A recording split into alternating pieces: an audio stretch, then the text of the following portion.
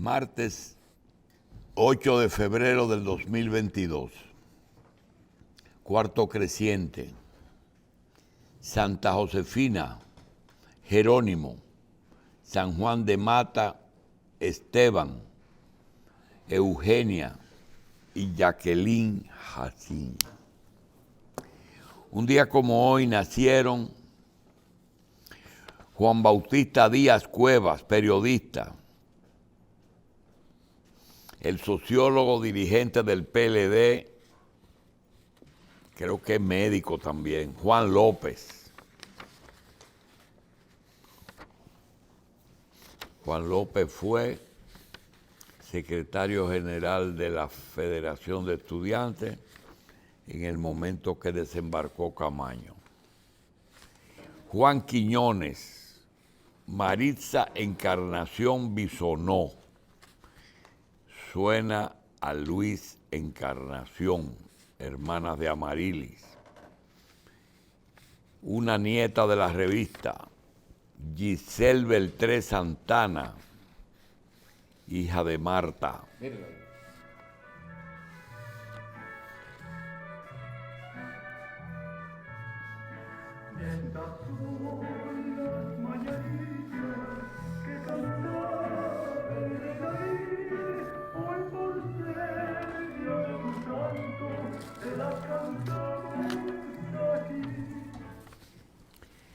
Bien,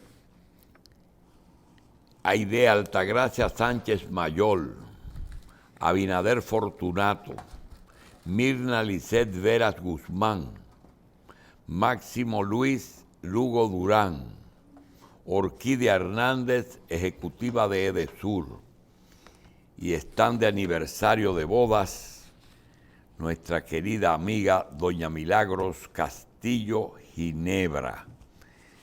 Milagro es, creo que la dominicana que más primo tiene, ¿tú oyes? Es posible que sí. Esposa de el señor Berlin Craven. Berlin es un veterano del Army, miembro del Ejército de los Estados Unidos de América, esposo de Milagro. Mire, doctor, ahora que llegó por primera vez en 1965 como asistente de Bruce Palmer. Sí.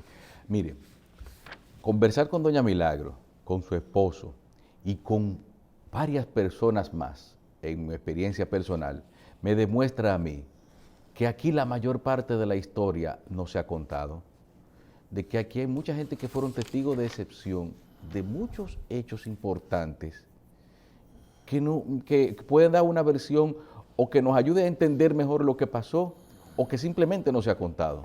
Siempre he tenido esa íntima convicción de que lo más importante de la historia se perdió o se está perdiendo. Mire, los otros días yo me Y puse... la otra es que los mejores artistas no son los que vemos. No, el mejor pintor, el mejor cantante, el mejor pianista, no son los que están en los medios todos los días. Hay gente que tú oyes. Sí, que son realmente talentos, pero que no han tenido la promoción necesaria o no, y la que oportunidad. No tienen eso como medio de vida. Es verdad, Sí. sí. Miren, yo los otros días le puedo decir que yo estaba hablando con una persona que por petición de ella no puedo mencionar su nombre en público, es una señora. Yo la busqué porque supe que tenía una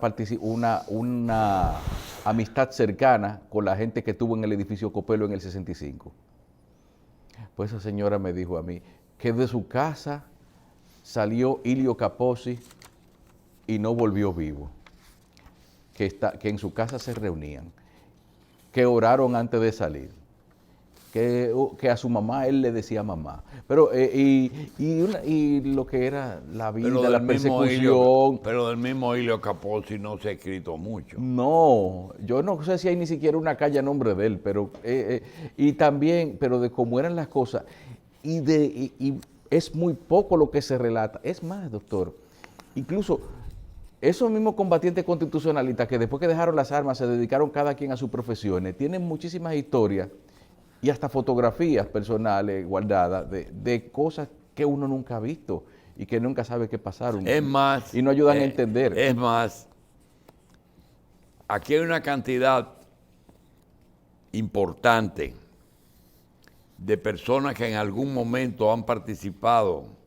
en actividades de tipo militar, que nunca se ha definido en qué condición participaron en las actividades que ellos participaron. Por ejemplo, Alexander Kovacs, Vladimir Sesen, ellos fueron soldados croatas en la Segunda Guerra Mundial y aparecieron aquí en los años 50 y no sé, vinieron como técnicos, que Trujillo lo contrató.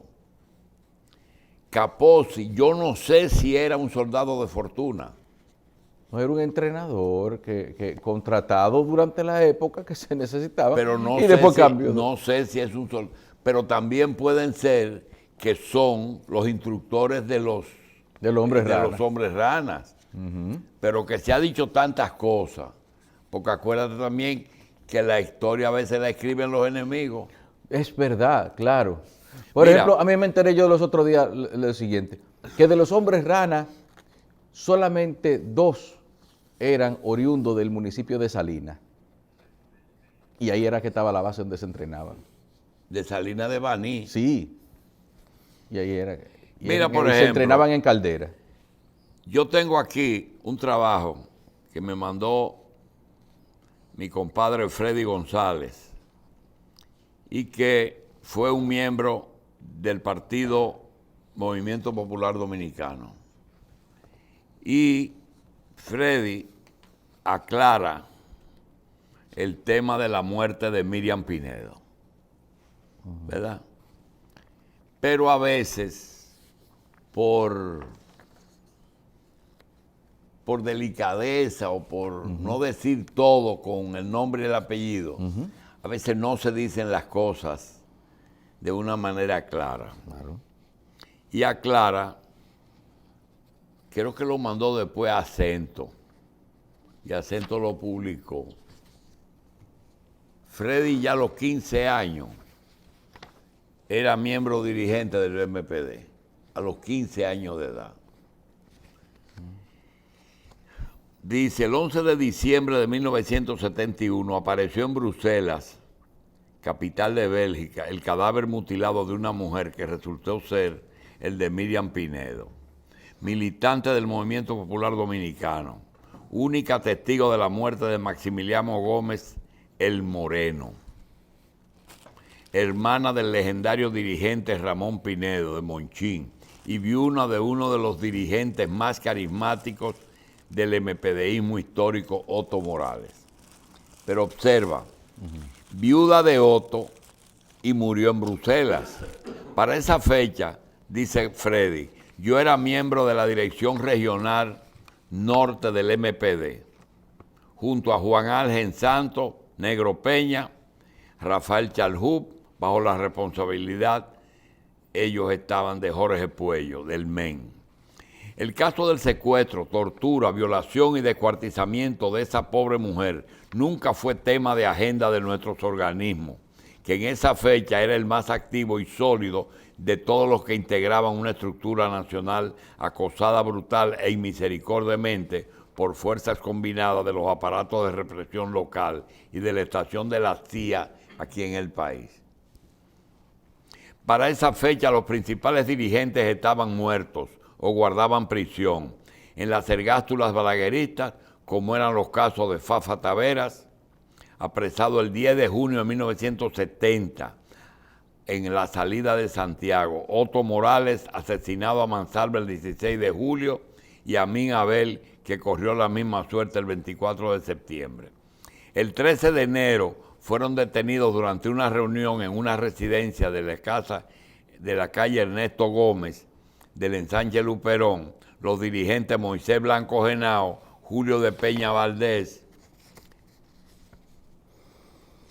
Edgar Erickson Pichardo, Rafael Báez Pérez Cocuyo, David Onelio Espallá Campos y Luis Elpidio Sosa. El 7 de julio fue asesinado el camarada Roberto Figueroa Taylor, el Chapo. El MPD pasaba en ese momento por su peor crisis dirigencial, con la mayoría de sus mejores cuadros muertos, presos o en el exilio, y con una dirigencia local compuesta por buenos camaradas con mucho valor, pero sin carisma y con poca formación teórica marxista. Lo cierto es que el secuestro y las sesiones de torturas grabadas con que pretendían ocultar las verdaderas causas de la misteriosa muerte de Maximiliano Gómez Nazario, el Moreno, fueron enviadas al país por el principal sospechoso y autor material del asesinato y descuartizamiento de Miriam, Freddy Díaz, conocido como Manolo Plata. Que yo sepa, nunca en el país ningún organismo ni dirigente en particular dio instrucciones para cometer ese incalculable hecho, y más aún en un partido marxista-leninista que además de basar sus decisiones en la determinación colectiva, un fenómeno como este jamás podría ser decidido individualmente con el posterior silencio u omisión de las estructuras partidarias, menos aún en un partido que por encima de su situación de acoso terrible de fuerzas enemigas había sido forjado, inspirado en el ejemplo del Moreno. Pese a que comencé a militar en el MPD después de la Guerra de Abril con 15 años, no tuve el honor de conocer personalmente al ex camarada Hugo Hernández Alvarado, quien se dice testigo presencial de ese abominable hecho. No así a Manolo Plata y al séquito que le sirvió de ayudantes, con los cuales compartí militancia en la zona norte del Distrito Nacional.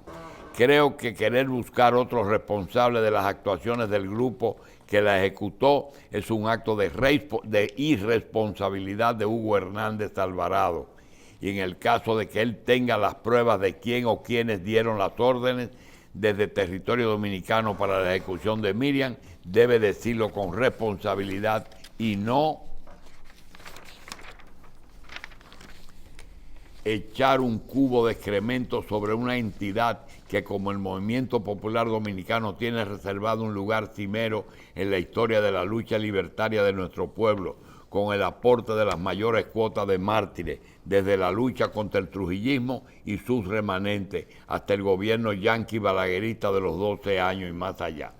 Como miembro de la dirección del MPD en esa época me siento aludido y no puedo permitir que enloden el nombre y la honra de una organización llena de glorias, que con aciertos y errores sacrificó lo mejor de sus dirigentes y militantes en aras de avanzar hacia un sueño socialista y de conquista de espacios democráticos como los que vivimos hoy los dominicanos.